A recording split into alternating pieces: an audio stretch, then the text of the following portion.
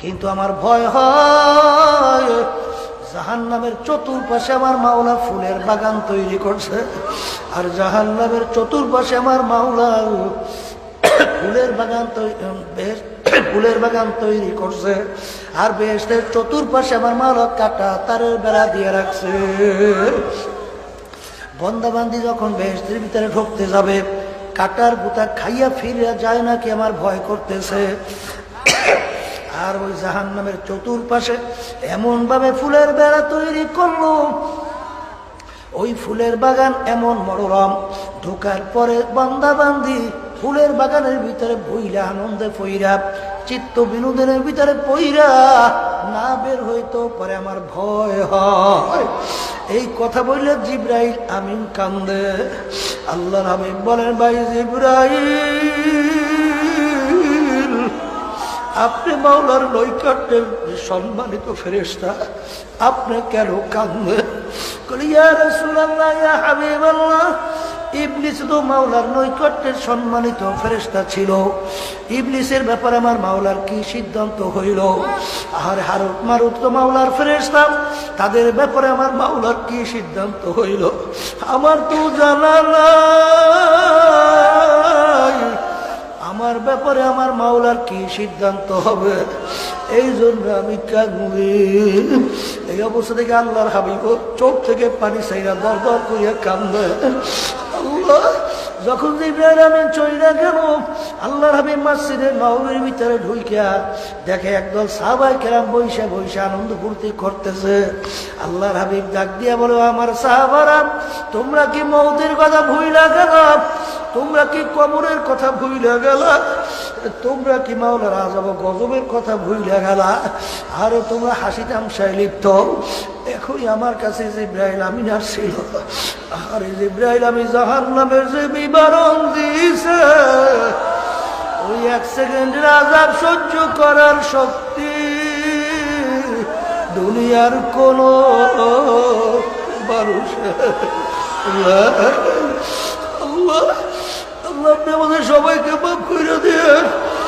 আল্লাহর বান্দারা, কবরের যাত্রীরা, যাদের এখনো দেল শক্ত, এখনো নরম হয় নাই, আমি সেই বাজানদেরকে বলবো, বাজানরা ভালো করে মনকে বুঝো, ওই আযাব সহ্য করতে পারবা কি রে বাজান? আল্লাহ আল্লাহ, আপনি আমাদের সবাইকে মাফ করে দিন। আল্লাহ বাজান, কাটার বেড়া ফুলের বাগান কি? এই শীতের ভিতরে প্রচন্ড শীত বাজান, ফজরের সময় মুয়াজ্জিন আযান দিল, আসসালাতু খায়রুম মিনান নাওম, ঘুম হইতে নামাজ ভালো। ওই সময় ল্যাপ ফালাইয়া ঠান্ডা পানিতে ওযু কইরা ওই সময় মসজিদে নামাজ পড়া কষ্ট। ওই কষ্ট মানে তুমি কাটার গুতা লাগছে বাজান, কাটার গুতা লাগলা তুমি বেড়া পার হইয়া গেল বাজান। যুবকদের মন চায় মেয়েদের সঙ্গে আড্ডা মারতে, চিত্ত বিনোদের ভিতরে মজা লাগতে বাজান। ওই অবস্থায় তুমি ওর থেকে ফিরে থাকা কাটার গুতা লাগছে, বেড়া পার হইয়া গেলা বাজান। যুবক বয়সে দাড়ি রাখা দেখতে বুড়া বুড়া দেখা যায় বাজান রে, এমনকি বন্ধুরা পর্যন্ত টিটকারি মারে, তোমার এই বয়সে তুমি দাঁড়িয়ে রাখছো, তোমাকে বুড়া বুড়া দেখা যায়। অনেক মেয়েরা তো বিবাহ বসতে চায় না বাজান। আরে এই অবস্থায় তুমি দাঁড়িয়ে রাখছো, কাটার গুতা লাগছে, বেড়া পার হইয়া গেলা বাজান। তুমি বড় অফিসার, তোমার সামনে টাকার পাহাড় ঘুরতে আছে, মাওলার ভয়ে তুমি হারামের ভিতরে লিপ্ত হও নাই বাজান, কাটার গুতা লাগছে, বেড়া পার হইয়া গেলা। দুনিয়াদার পাগল আমার বাবারা, আরে আগে বোঝো নাই, বিভিন্ন দুনিয়ার দলের নেতা নেত্রীর সঙ্গে জড়াই আসো বাজানদেরকে শুই না রাখো বাজান, আমার ফেকেও রাগ কইরো না। আমার মালিক বলছেন, ইয়াউমা নাদউ কুল্লা উনাসিন বিইমামিহিম, কিয়ামতের ময়দানে আমার মালিক প্রত্যেকটা মানুষকে তার দলের নেতা নেত্রীর সঙ্গে ডাকবে। ডাইকে আমার মালিক বলবে, তোর দলের নেতা নেত্রী যেদিকে যায় ওদের পিছনে পিছনে সেই দিকে চইলা যায়। যার সঙ্গে যার মোহাব্বত, তার সঙ্গে তার আমার এখন বাজান তুমি দল করো, দুনিয়ামুখী দলের সঙ্গে জড়াইয়া তোমার কত পাওয়ার, তোমার কত সম্মান বাজান, শান শওকতের কোনো অভাব নাই।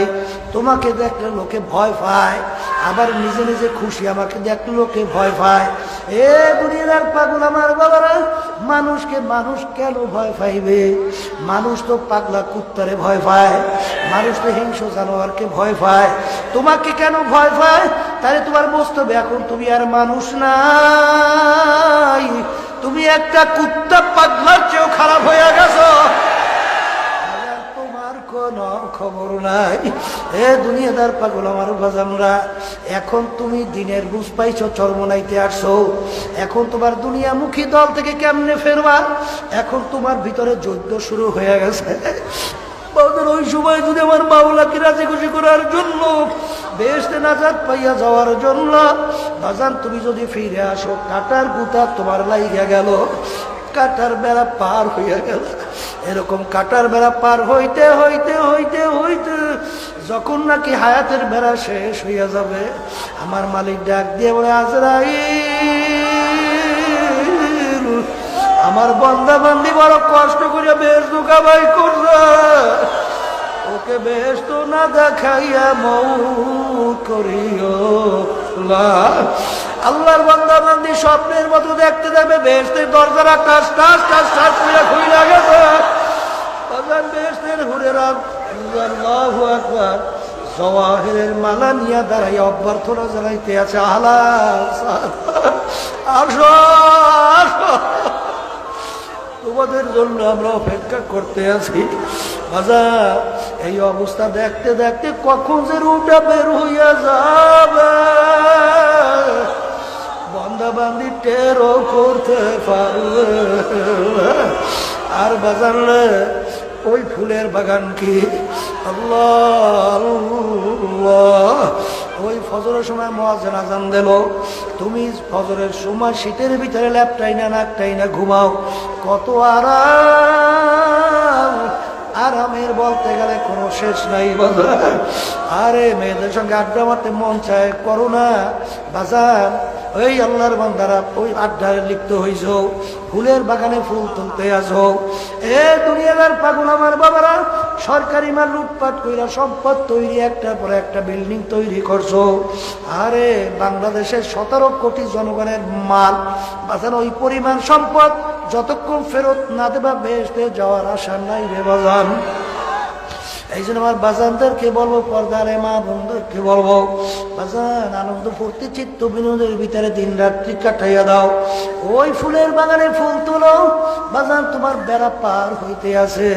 এরকম বেড়া পার হইতে হইতে যখন তোমার মৌতের সময় আইসা যাবে, আমার মালিক ডাক দেবে, আজরাইল, নাফরমান আমার সমস্ত নেয়ামত ভোগ করে আমার হুকুম মানে নাই, আর ওকে জাহান্নাম না দেখাইয়া মউত করিও না। নাফরমান স্বপ্নের মতো দেখতে থাকলো, জাহান্নামের দরজাগুলা টাস টাস করে খুইলা গেল। আল্লাহ জাহান্নামের সাপ বিচ্ছুগুলো এরকম হা করে তাকাইয়া রইছে, জাহান্নামের আগুন ধাউ ধাউ করে বলতে আছে।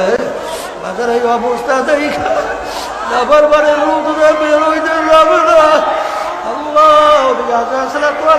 আসবে, তার মাথা আসমানে, পাও তার জমিনে, এক হাত মাসে এক হাত মাগরিবে, দুনিয়া জোড়া তার শরীর।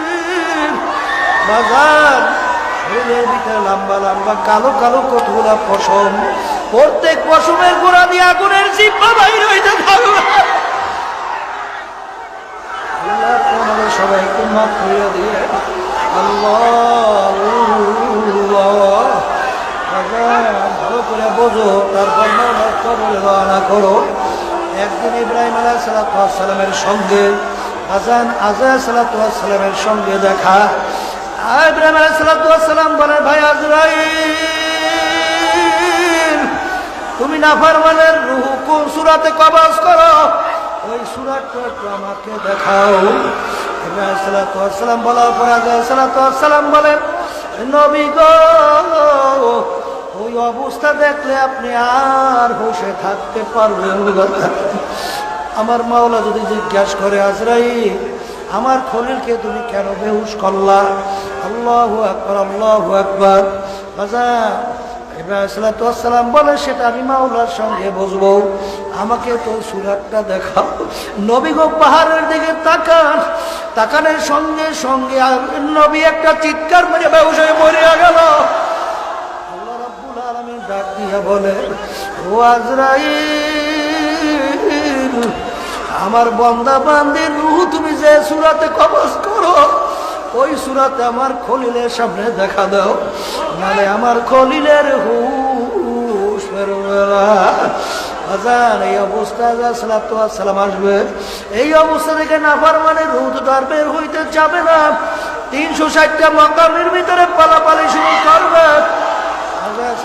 সালাম ডাক দিয়ে বলবে, ওরে খাবিস, আমার মাওলার সমস্ত নিয়ামত ভোগ করছো, আমার মাওলার দেওয়া নিয়ামত চক্ষু দিয়ে দেখছো, আমার মাওলার দেওয়া নিয়ামত জবান দিয়ে কথা বলছো, আমার মাওলার দেওয়া নিয়ামত বেরেন দিয়ে পড়াশোনা ব্যবসা বাণিজ্য করছো, আমার মাওলার দেওয়া নিয়ামত হাত দিয়া কাজ করছো, আমার মাওলার দেওয়া নিয়ামত পা দিয়া হাঁটছো, আমার মাওলার নিয়ামত সূর্যের আলো ভোগ করছো, আমার মাওলার নিয়ামত গাভীর বান্দার দিকে দুধ বইয়া পান করছো। আরে তোর বাড়িতে একটা আল্লাহু আকবার মুরগি বাচ্চা নিয়ে নামলো, আরে বাচ্চাগুলো চেউ চেউ চেউ চেউ করিয়া চিল্লায়। তোর বাড়িতে মেহমান আসছে, কোনো মুরগিও পাও না, আমি তোর বিচার চাইয়া চাইয়া দেখি তুই মুরগিটাকে ছুরিধার দিয়া শোয়াইয়া জবাই করলি, আরে ওই মুরগিটা পাক কইরা তুই নিজে আত্মীয় স্বজন নিয়ে খাইলি।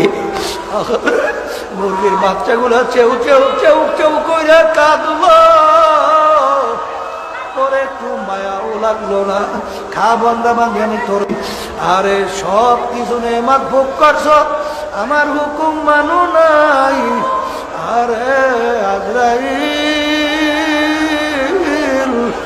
আরে জাহান্নাম না দেখাইয়া মৌত করিও না, এমন ভাবে রুহটা দইরা টান মারবে, নাফরমানের কলিজার রগগুলা সেইরা সেইরা নিয়ে চলে যাইবে। আল্লাহ আপনি আমাদের সবাইকে মাফ করিয়া দিয়ে, আল্লাহ আল্লাহ আমাদের সবাইকে মাফ করিয়া দেন।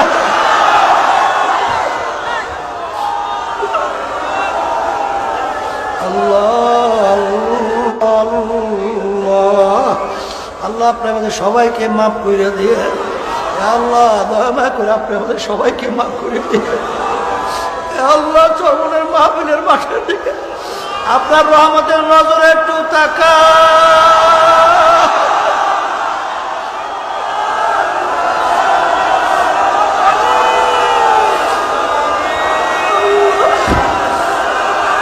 আমাদের যত গুনাহ হোক না কেন, গুনার একটা সীমা সংখ্যা আছে, তোমার রহমতের কোন সীমাও নাই, সংখ্যাও না। আল্লাহ ওই আল্লাহ আমরা সহ্য করতে পারবো না। এ আল্লাহর বান্দারা, এ নাফরমানা আমার বাবারা, যারা এখন আল্লাহর হুকুম নবীর তরিকা অনুযায়ী চলতে পারো না, বাজার আমার মাওলা যে জাহান্নামের আযাবের ঘোষণা দিছে, ওই এক সেকেন্ডের আযাব সহ্য করার শক্তি দুনিয়ার কোনো মানুষের নাই। আমার মাওলা জাহান্নামের আগুন কিভাবে তৈরি করছেন একটু শুইনা রাখো। আল্লাহু আকবার, আল্লাহু আকবার।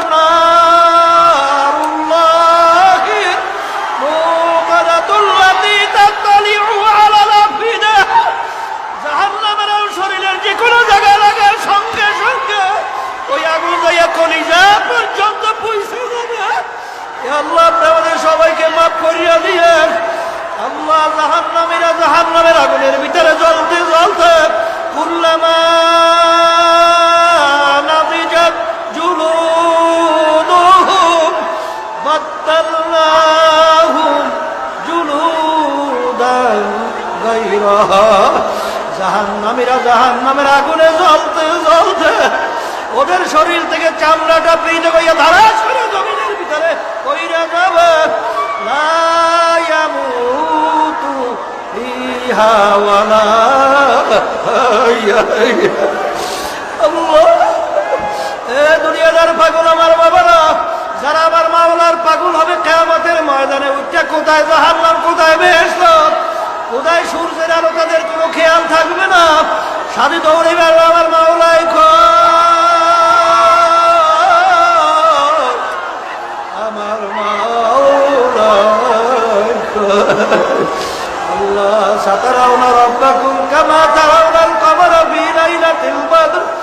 আজান পূর্ণিমার চন্দ্র আকাশের ভিতরে উল্টে গেলে যেরকম ভিড়াভিড়ি দেখতে লাগে না, এরকম আল্লাহর বান্দা বান্দীদেরকে ডাক দেবে, আমার পাগলেরা,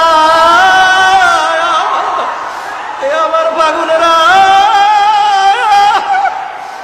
ওদেরকে কত বুড়ান বুড়াইলাম, আরে আমার হুকুম পালন করতে যাইয়া আরে কত কষ্ট করলে, আর তোদেরকে ঘুরাবো না,